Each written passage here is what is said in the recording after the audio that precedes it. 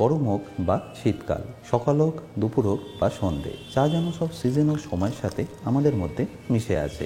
দুঃখ, আড্ডা, খুশি সব কিছুতেই চা না হলে কেমন যেন একটা লাগে। আর যারা চা খেতে ভালোবাসে তাদের তো একটা ছুতো চাই, কিছু হলেই চল চা খেয়ে আসি।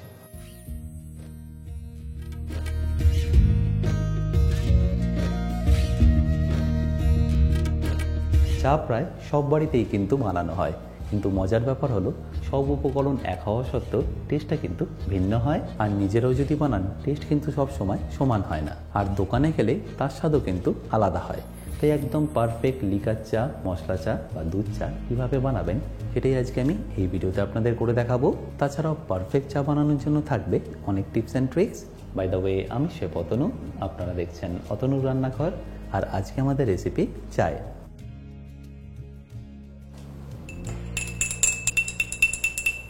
আচ্ছা, চা বানানোর আগে সর্বপ্রথম আপনারা দুধটাকে জাল দিয়ে নেবেন। ফ্রিজের ঠান্ডা দুধে বা কাঁচা দুধে চা কিন্তু একদমই ভালো হয় না, কারণ চা বানানোর সময় জলের মধ্যে যদি আপনারা কাঁচা দুধ বা ঠান্ডা দুধ দিয়ে দেন সেক্ষেত্রে দেখবেন দুধ থেকে কিন্তু ঘিটা ছেড়ে দেবে, আর সেই জন্যই দেখবেন চায়ের উপরে একটা মোটা সর পড়ে যায়। আর সেটা অ্যাভয়েড করার জন্যই দুধটাকে আপনারা জাল দিয়ে নিন।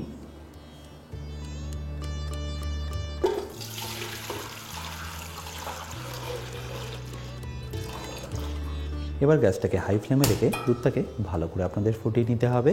আমি একটু বেশি পরিমাণেই নিয়েছি, আপনারা আপনাদের কোয়ান্টিটি অনুযায়ী কিন্তু নিয়ে নেবেন। দুধটা থেকে যতক্ষণ না ধোঁয়া উঠছে ততক্ষণ আপনারা ফ্লেমটাকে একদম হাই রাখবেন। আর যখনই দেখবেন এইভাবে গরম হয়ে গেছে তখন আপনারা ফ্লেমটাকে লো করে মিডিয়াম টু লো ফ্লেমে রেখে দিন। এরপর সামান্য একটু ফুটিয়ে এটাকে ভালো করে রিডিউস করে নিন। আর এই প্রসেসে করলে দুধটা দেখবেন একটু তাড়াতাড়ি রিডিউস হবে। আর যখনই দেখবেন ভালো করে ফুটে গিয়ে এটা রিডিউস হয়ে গেছে তখন আপনারা গ্যাসটাকে বন্ধ করে এটাকে সাইডে রেখে দিন পরে ব্যবহার করার জন্য। আমরা মোস্টলি দু ধরনের চা পাতা ব্যবহার করে থাকি, একটা গুঁড়ো চা আর দ্বিতীয়টা পাতা চা। পাতা চা মোস্টলি ব্যবহার করা হয় র চা বানানোর জন্য, আর দুধ চা বানানোর জন্য গুঁড়ো চা। বাট আপনারা চাইলে গুঁড়ো চাতেও কিন্তু র চা বানিয়ে নিতে পারেন, বাট র চা বেস্ট হয় কিন্তু পাতা চাতেই। তাহলে সর্বপ্রথম আমি আপনাদের র চাটা বানিয়ে দেখাচ্ছি।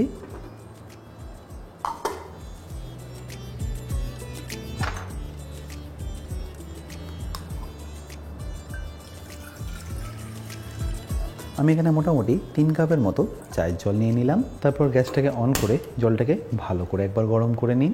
জলটা যখনই দেখবেন মোটামুটি এরকম গরম হয়ে এসছে তখন এখানে দিয়ে দিন পরিমাণ মতো চিনি। আপনারা যতটা মিষ্টি খান সেই অনুযায়ী এখানে চিনিটা দিয়ে দেবেন। তারপর চিনিটা যতক্ষণ না ভালোভাবে মিশে যাচ্ছে জলের সাথে ততক্ষণ এটাকে এইভাবে মিশিয়ে নিন। আর ভালো করে মেশানো হয়ে গেলেই ওয়েট করুন জলটা ফুটে যাওয়ার। জলটা যখনই দেখবেন এইভাবে ফুটে গেছে তখন আপনারা এখানে চা পাতাটা দিয়ে দিন। 3 কাপ চায়ের জন্য 3 বড় চা চামচ চা পাতা দিয়ে দিলেই হবে।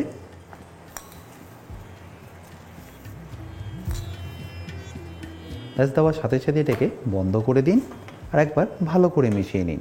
আচ্ছা, এখানে বলে রাখি, আপনারা যারা অতনু রান্নাঘরে ইউটেন্সিলগুলো কিনে নিতে চাইছেন লিঙ্ক আমি ডেসক্রিপশন বক্সে দিয়ে রেখেছি, অ্যামাজন থেকে সেটা আপনারা ইজিলি কিনে নিতে পারবেন। এরপর এইভাবেই রেখে দিন 30 থেকে 40 সেকেন্ডের জন্য। আর 30 থেকে 40 সেকেন্ড পরেই ছেঁকে নিলে আপনাদের লিকার চা কিন্তু পারফেক্টলি রেডি। চায়ের টেস্ট ডিপেন্ড করে আপনারা কোন ব্র্যান্ডের বা কতটা ভালো চা পাতা ব্যবহার করছেন। চা বানানোর প্রসেস কিন্তু খুবই সিম্পল, সবাই আপনারা বানিয়ে থাকেন। আমি যেহেতু একটা কমপ্লিট চায়ের রেসিপি বানাচ্ছি তাই চেষ্টা করছি সব রকম চায়ের রেসিপি আপনাদের সাথে শেয়ার করার। আচ্ছা, এবার আমি আপনাদের দুধ চা বানিয়ে দেখাচ্ছি। তার জন্য ফুটিয়ে রাখা দুধ নিয়ে নিচ্ছি 3 কাপ। এবার আমি গ্যাসটাকে অন করে নিচ্ছি। এবার ফ্লেমটাকে মিডিয়াম রেখে দুধটাকে ভালো করে ফুটিয়ে নিন। দুধটা দেওয়ার পরে মোটামুটি 2 থেকে 3 মিনিট এটাকে ভালো করে একটু ফুটিয়ে নেবেন। এই চায়ের জন্য চেষ্টা করবেন দুধটা ফুল ফ্যাট মিল্কি নিয়ে নেওয়ার। আমি এখানে দুধ চাটা করার জন্য শুধু দুধই ব্যবহার করলাম। আপনারা চাইলে জল ও দুধ কিন্তু মিশিয়েও বানিয়ে নিতে পারেন। সেক্ষেত্রে আপনাদের জলের পরিমাণ থাকবে 1 ভাগ আর দুধের পরিমাণ থাকবে 2 ভাগ। এইভাবে যখনই ফুটবে গ্যাসটাকে একটু স্লো করে অ্যাডজাস্ট করে নেবেন যাতে দুধটা উপচে পড়ে না যায়। আপনারা চাইলে এর মধ্যে এলাচ বা আদাও একটু দিয়ে দিতে পারেন, বাট আমি এখানে দিচ্ছি না।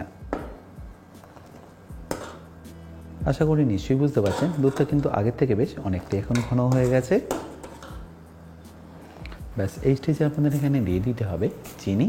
আমি এখানে 3 চা চামচ চিনি দিয়ে দিলাম। তারপর ফ্লেমটাকে মিডিয়াম করে নিয়ে এটাকে আবারও আমি ফুটিয়ে নিচ্ছি মিনিমাম 1 থেকে 1.5 মিনিট মতো, যতক্ষণ না চিনিটা পারফেক্টলি গলে যাচ্ছে।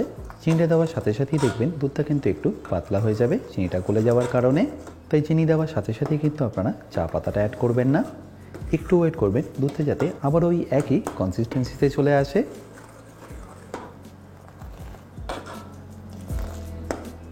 আচ্ছা, এবার আমি এখানে দিয়ে দিচ্ছি গুঁড়ো চা 3 চা চামচ। ব্যাস এবার এটাকে ভালো করে মিশিয়ে নিন। এবার এটা যত মেশাবেন এর কালারটাও কিন্তু তত সুন্দর আসতে থাকবে। আশা করি সেটা নিশ্চয়ই দেখতে পাচ্ছেন।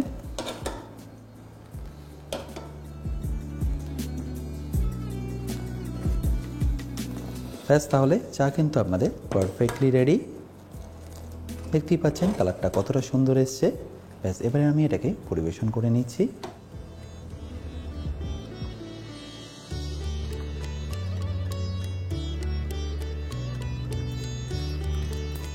ব্যাস তাহলে আপনাদের দুধ চা কিন্তু পারফেক্টলি রেডি। এবার ফাইনালি আমি আপনাদের মশলা টি বা মশলা চা বানিয়ে দেখাচ্ছি।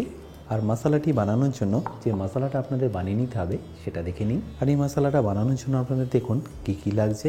2 চা চামচ মৌরি, 10টা এলাচ, 6টা লবঙ্গ, 1টা দারচিনির টুকরো, 1 টুকরো জায়ফল আর 1-3 চামচ মতো গোলমরিচ। এবার মশলাটাকে ড্রাই রোস্ট করার জন্য প্যানটাকে আগে ভালো করে গরম করে নিন। এরপর যখনই দেখবেন প্যানটা খুব ভালোভাবে গরম হয়ে গেছে তখন এখানে পুরো মশলাগুলো দিয়ে দিন। আর মশলাটা দেওয়ার সাথে সাথে আপনাদের গ্যাসটাকে বন্ধ করে দিতে হবে। তারপর এটাকে হালকা একটু আপনারা ড্রাই রোস্ট করে নিন। প্যানটা যতটা গরম ছিল তাতেই এটা পারফেক্টলি রেডি হয়ে যাবে। খুব বেশি আবার রোস্ট করে নিলে এই সঠিক ফ্লেভারটা কিন্তু আপনারা পাবেন না। এবার এটাকে একটা প্লেটের মধ্যে ট্রান্সফার করে ঠান্ডা করে নিন। আর ঠান্ডা হয়ে গেলেই পাউডার বানিয়ে নিন। এই মশলা দিয়ে আপনারা মিনিমাম 10 থেকে 15 কাপ অবধি চা বানিয়ে নিতে পারবেন। আচ্ছা, এবার মশলা টিটা বানানোর জন্য আমি এখানে গ্যাসটাকে অন করে নিচ্ছি। আর তার মধ্যে দিয়ে দিচ্ছি 6 কাপ জল। একটু হাফ কাপ জল বেশি দিচ্ছি কারণ জলটা ফুটে গিয়ে একটু কমে যাবে। এবার যতক্ষণ না জলটা একদম ভালোভাবে ফুটছে ততক্ষণ এর মধ্যে আপনারা কিচ্ছু অ্যাড করবেন না। জলটাকে প্রথমে ভালো করে ফুটতে দিন। আর জলটা যতক্ষণ ফুটছে ততক্ষণ আমি একটু আদা ছেঁচে নিচ্ছি। আর আদাটা ভালো করে ছেঁচে নিয়ে আমি ডাইরেক্টলি দিয়ে দেবো জলের মধ্যে। দেখুন জলটা একদম ভালোভাবে ফুটে গেছে। ব্যাস এই স্টেজে আমাদের এখানে দিয়ে দিতে হবে আদা, তার সাথে একটা তেজপাতা। এটা যদিও অপশনাল, আপনারা চাইলে দিতেও পারেন, চাইলে নাও দিতে পারেন। আর তারপরে ফুটন্ত জলের মধ্যে আপনাদের দিয়ে দিতে হবে গুঁড়ো চা। যেহেতু আমি 6 কাপ চা বানাচ্ছি সেই জন্য আমি এখানে 3 বড় চা চামচ গুঁড়ো চা দিয়ে দিলাম। আর তারই সাথে দিয়ে দেবো পরিমাণ মতো চিনি। আপনারা যদি ছোটো চা চামচ ব্যবহার করেন সেক্ষেত্রে আপনারা 6 ছোটো চা চামচ গুঁড়ো চা ব্যবহার করবেন। চা পাতাটা এই গরম জলের মধ্যে এইভাবে দেওয়ার কারণে দেখবেন চায়ের ফ্লেভারটা জলের মধ্যে খুব ভালোভাবে চলে আসবে। আর এরপরে যখন আপনারা দুধ ব্যবহার করবেন দেখবেন এর ফ্লেভারটা খুবই সুন্দর আসবে। ফ্লেমটাকে লো করে এবার আপনারা দুধটাকে অ্যাড করে দিন।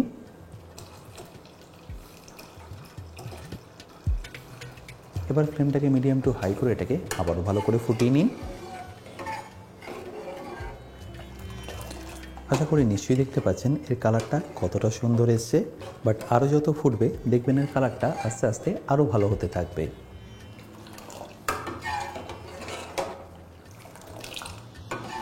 আপনারা তো আপনাদের পদ্ধতি অনুযায়ী আপনাদের মতো করে চা বানিয়ে নেন। বাট একবার এই পদ্ধতিগুলো ফলো করে চাটা বানিয়ে দেখুন। প্রতিবার দেখবেন একই টেস্ট হবে আর খেতেও দেখবেন দারুণ লাগবে।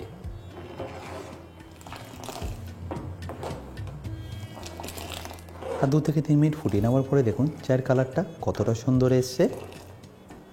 ব্যাস এবার এটাকে আমি সার্ভ করে নেব।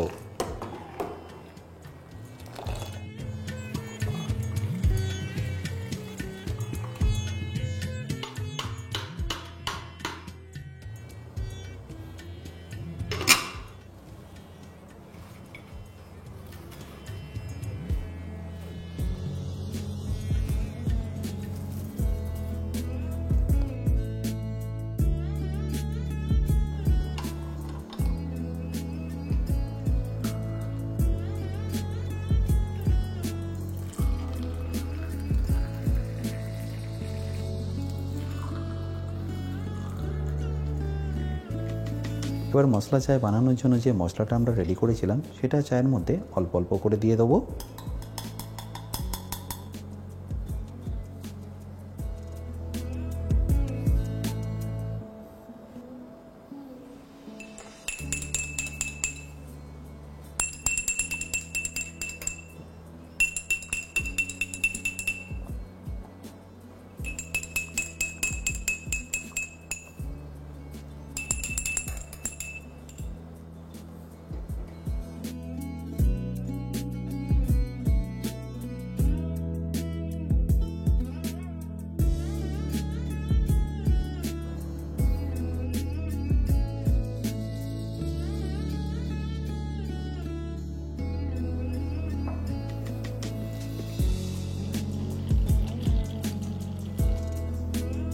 আশা করি এই সম্পূর্ণ রেসিপিটা আপনাদের নিশ্চয়ই ভালো লেগেছে।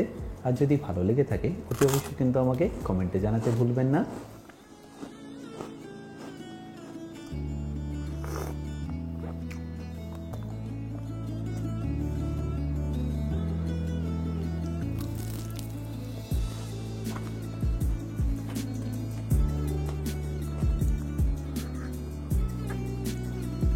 বাই দ্য ওয়ে, আমি শেফ অতনু, আপনারা দেখছিলেন অতনুর রান্নাঘর। দেখা হচ্ছে আপনাদের সাথে একটা নতুন রেসিপি নিয়ে নেক্সট এপিসোডে। ভালো থাকবেন, সুস্থ থাকবেন।